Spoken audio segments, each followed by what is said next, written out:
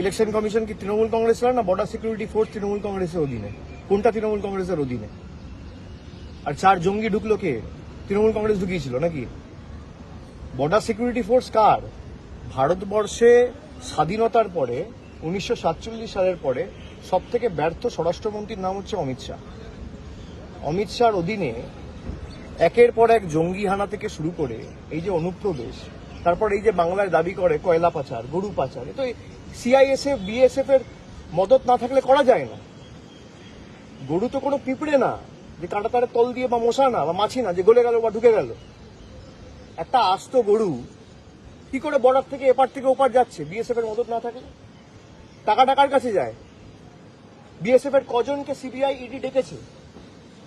আমি অ্যারেস্ট করা ছেড়ে দিলাম, 5 বছর ধরে তদন্ত চলছে, একজনকে একটা সামান পার্টি এখনো পর্যন্ত ডাকেনি।